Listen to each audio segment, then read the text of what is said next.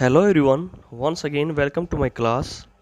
Students, today we are going to discuss a beautiful poem, How to Tell Wild Animals. This poem describes the humorous way to identify the animals. In this poem, the poetess Caroline Wells tells us how we can find out which animal is this. आज इस poem के अंदर बेटा हम discuss करेंगे बड़े एक मजाकिया तरीके से। जो हमारी जो पोएटिस कवित्री हैं कैरोलिन वेल्स, उन्होंने बताया भी किस प्रकार से ना एक ख़तरनाक तरीके से हम ना मजाकिया वे से उन्होंने इस पोएम को डिस्क्राइब किया है कि हम आइडेंटिफाई किस प्रकार से कर सकते हैं कौन सा ये जंगली जानवर है।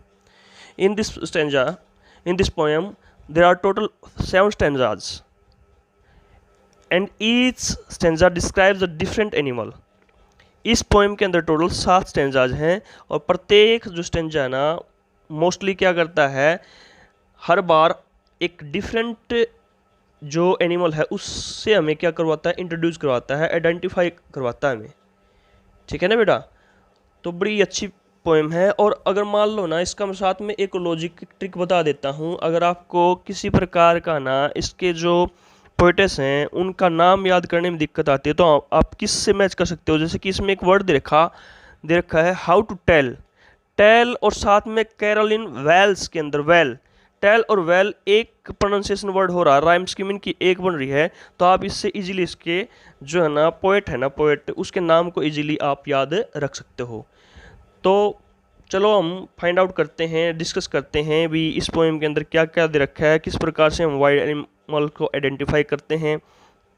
एक फनी वे से ये डिस्क्राइब की गई है, ह्यूमरस पोएम है। ह्यूमरस मीन्स एक मजाकिया वे से लिखी गई पोएम है। और आगे बढ़ते हैं, आगे देखते हैं क्या है इस पोएम के अंदर। Let's start.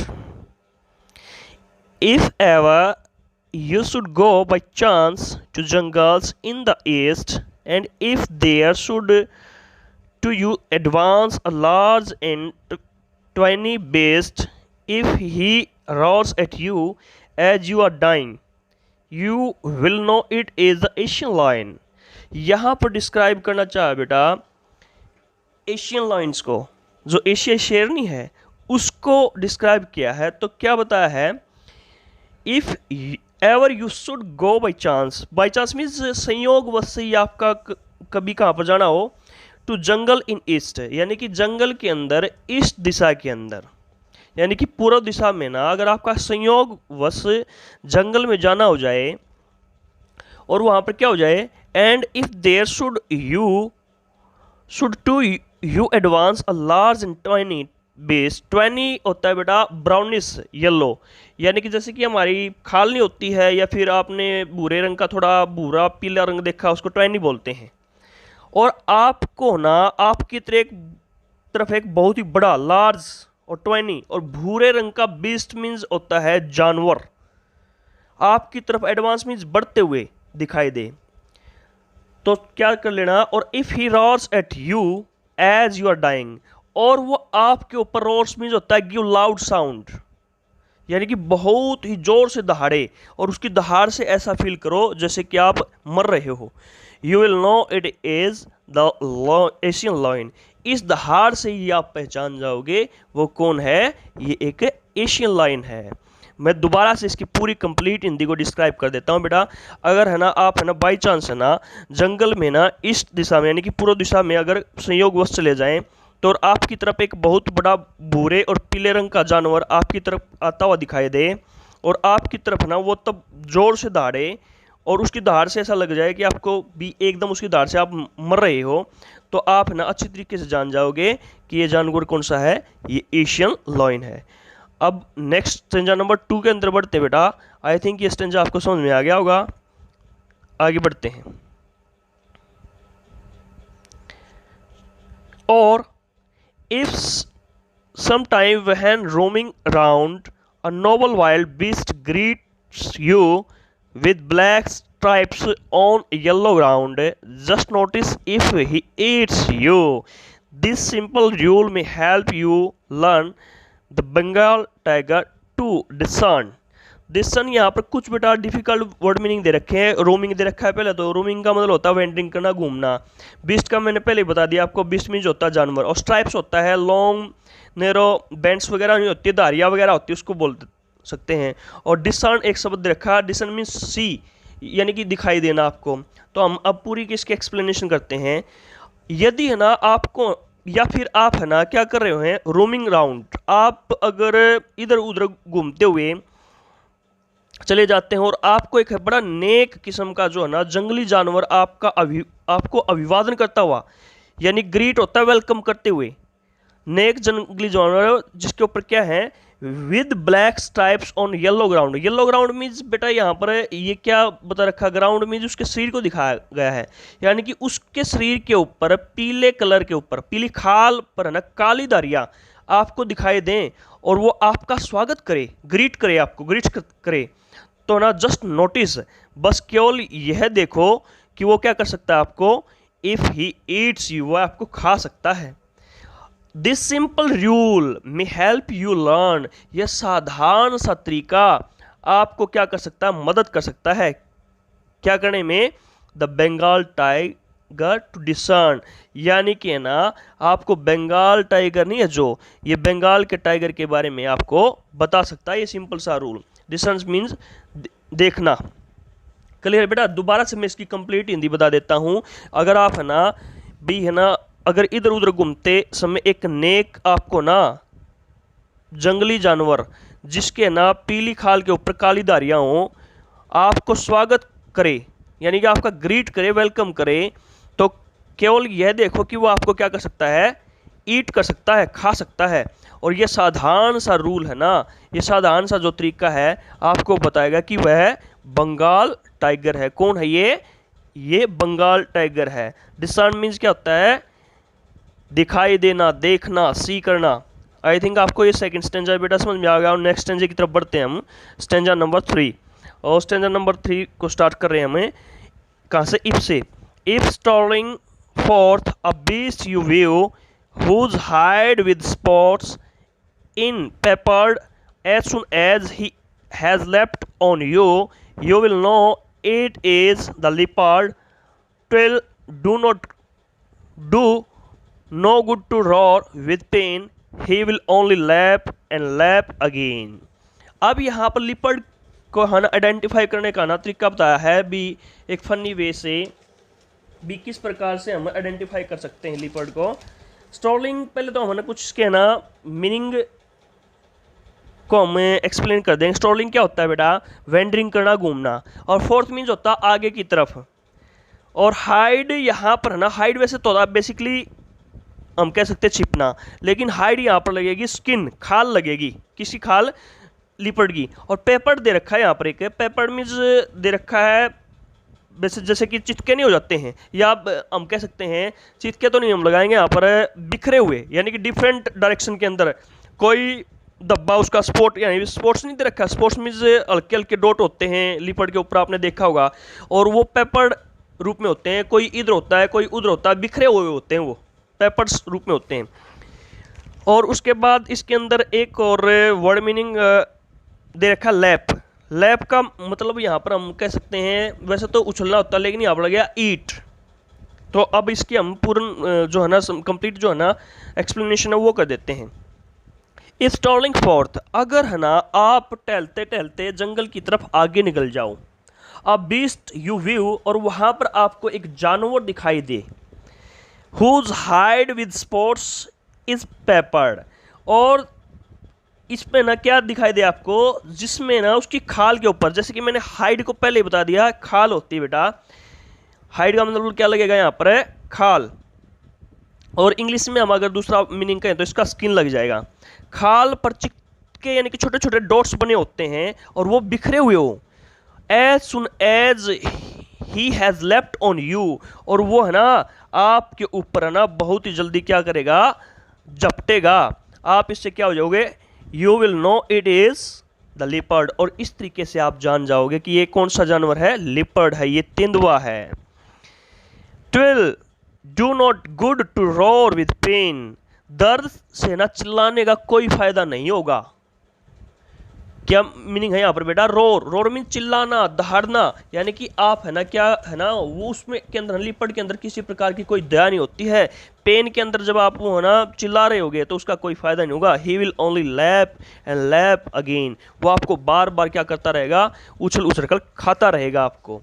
आई थिंक ये भी आपको पूरा समझ में आ गया। और उसका कंप्लीट हिंदी फिर से मैं बता दूं, अगर आप जंगल में आगे घूमते हुए निकल जाते हो और वहाँ पर आपको क्या दिखाई दे? कोई आपको एक जंगली जानवर दिखाई दे जिसकी स्किन के ऊपर, खाल के ऊपर है ना आपको ना काले रंग के धब्बे, छोटे छोटे धब्बे बिखरे हुए दिखाई दे, यानी कि डिफरेंट यानी कि थोड़े थोड़े स्पेस के अंदर दिखाई दें, तो आप है ना वो है ना आपके ऊपर क्या करेगा? जल्दी से वो आपके ऊपर झपट पड़ेगा।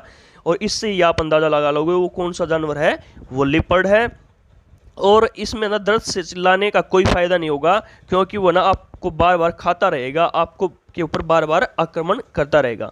नेक्स्ट स्टेंजा, फोर्थ स्टेंजे की तरफ हम आगे बढ़ते हैं बेटा, यानी कि थर्ड स्टेंजे हम कंप्लीट कर चुके हैं। ये तीनों आपको समझ में आ गए होंगे। आगे बढ़ते हैं बेटा फोर्थ स्टेंजे की तरफ। If when you are walking round your yard you meet a creature there who hugs you very hard, be sure it is a bear।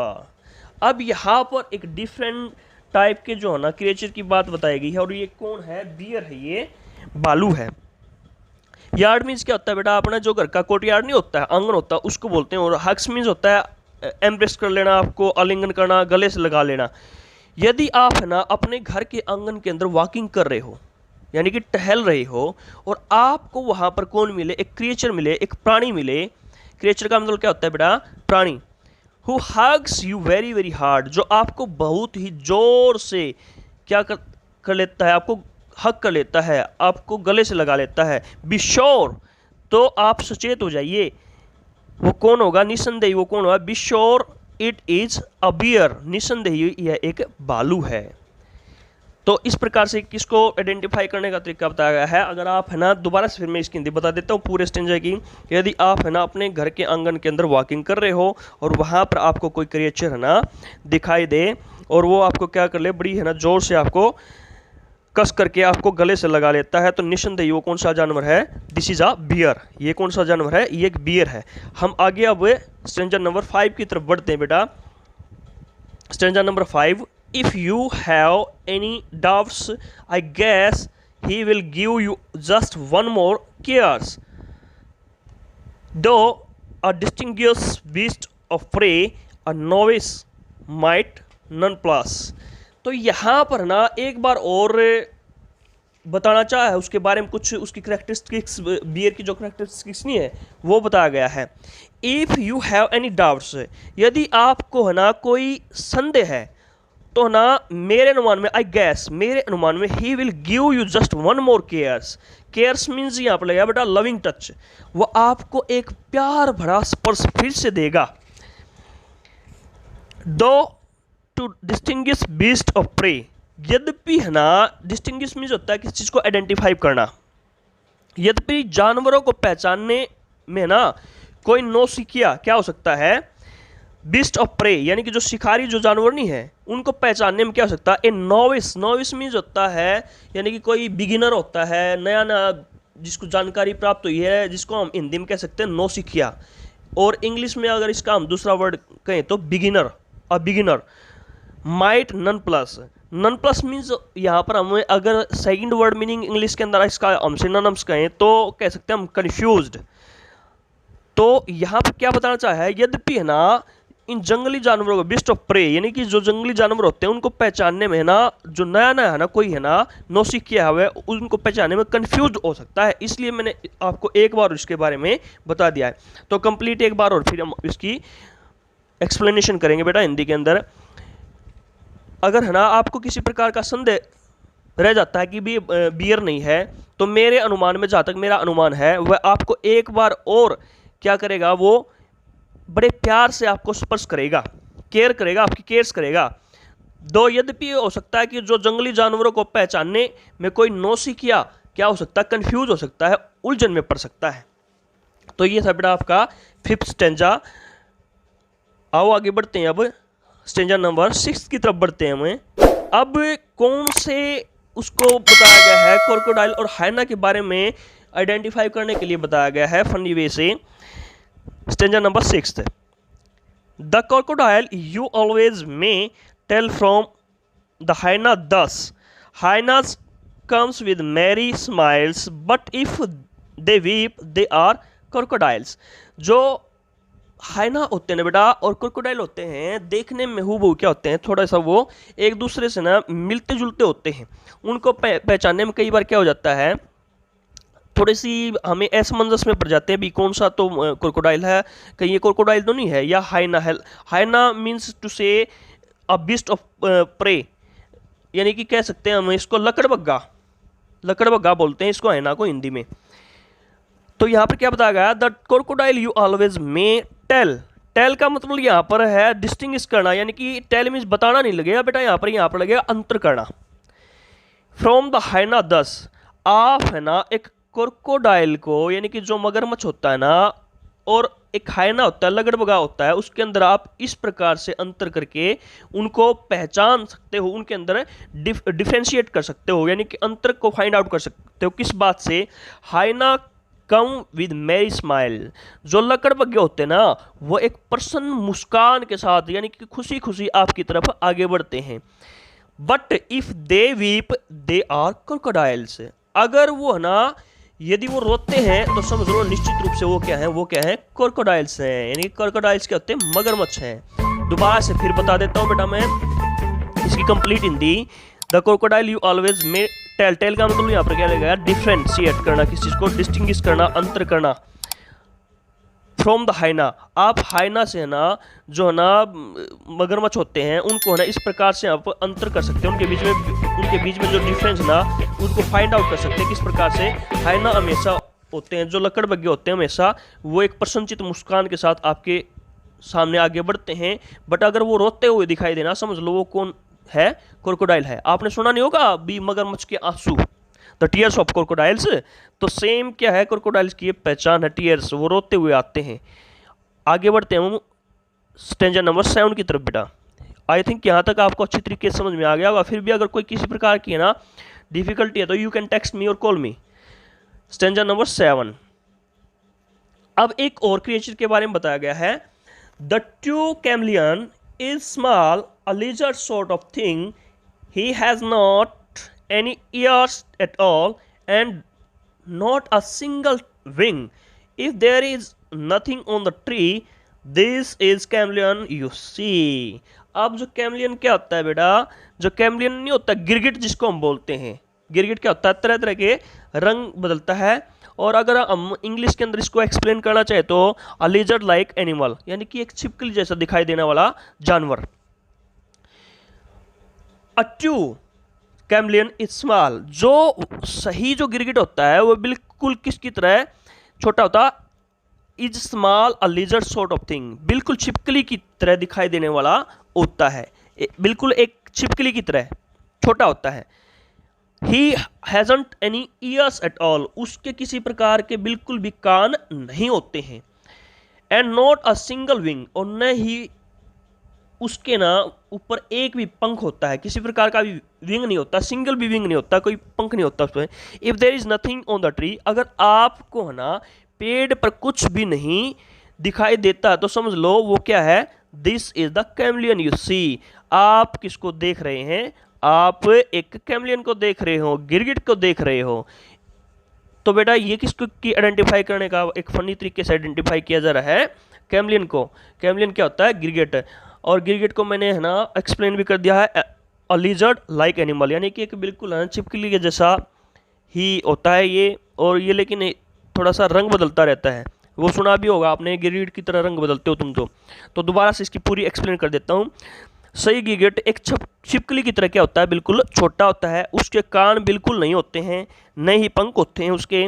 अगर पेड़ पर कुछ भी नहीं है तो समझ लो वो कौन है, ये कैमलियन है, ये गिरगिट है। आई थिंक बेटा ये 7 के 7 स्टेंजा आपको इजीली समझ में आ गए होंगे। If you found any kind of difficulty you can call और टेक्स्ट मी। और in the end of this video I would like to request to all the students, if you like this video and understand this explanation in a better way, please like, share and subscribe my channel. The bell icon and tag of subscribe you can see on the screen clearly. Thank you and have a nice